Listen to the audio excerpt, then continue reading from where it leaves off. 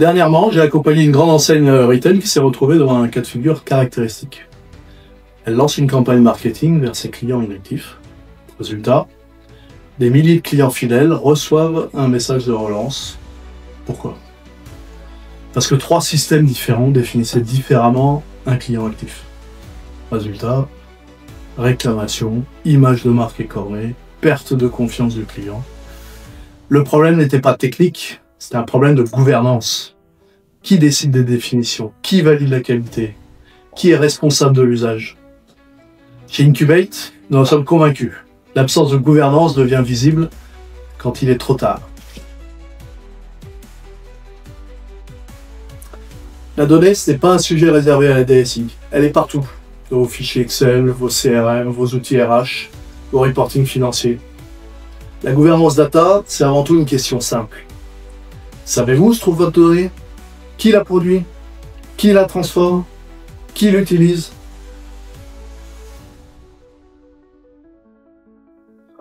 Aujourd'hui, je vois vraiment 2 challenges majeurs à relever par rapport à ces questions. Le vrai défi, c'est la transversalité. Les données ne respectent pas les silos.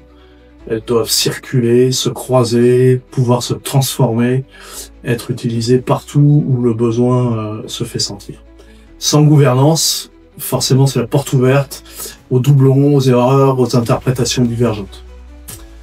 Le deuxième sujet, c'est celui de l'industrialisation. Il ne suffit pas d'avoir une bonne donnée une fois. Compte tenu des volumes dont on parle, il faut absolument des systèmes industrialisés et les technologies sont là pour qu'elles soient fiables, traçables, exploitables en continu. Chez Getlink, nous avons accompagné la mise en place d'une gouvernance data robuste.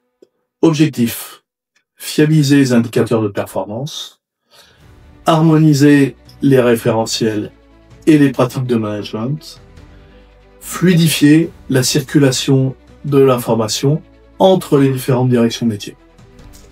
Donc, en 4 mois, nous avons mis en place une stratégie efficace en 4 étapes. Première étape, un diagnostic. Identifier les patrimoines de données, leur criticité, cartographier les flux et les systèmes, et surtout bien évaluer la maturité des différentes directions métiers par rapport à la gouvernance de la donnée. Bien capter les irritants, comprendre les problématiques.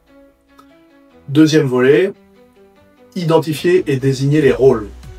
Nommer des responsables fonctionnels autour de la data. Identifier des garants opérationnels qui sont des supports quotidiens à l'utilisation de la donnée. Et surtout, identifier un sponsor métier fort. On parle d'une démarche d'entreprise qui doit être portée au niveau métier. Troisième volet, établir des règles de gouvernance simples. Des principes directeurs, un certain nombre de standards et de définitions constituent une première version d'un framework de bonne pratique. Et puis derrière, le décliner en des modes opératoires que l'on vient confronter à la réalité des projets au quotidien en fonction des priorités métiers à servir dans l'entreprise. Et quatrième volet, c'est accompagner la transformation. Ça veut dire avoir mis en place un programme de formation et d'acculturation, industrialiser les bonnes pratiques et mettre en place vraiment une démarche de pilotage de l'amélioration continue autour de l'adoption de la gouvernance de la donnée. Si vous devez retenir une chose de cette présentation, c'est que la donnée a de la valeur uniquement si elle est fiable, si elle est comprise, si elle est partagée. Et ça ne se décrète pas, ça se gouverne.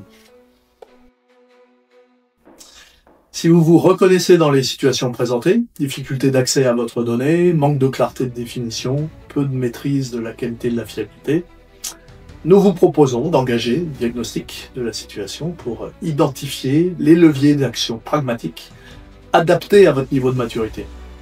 Nous sommes là pour vous aider à mettre en place une gouvernance data saine, durable et viable.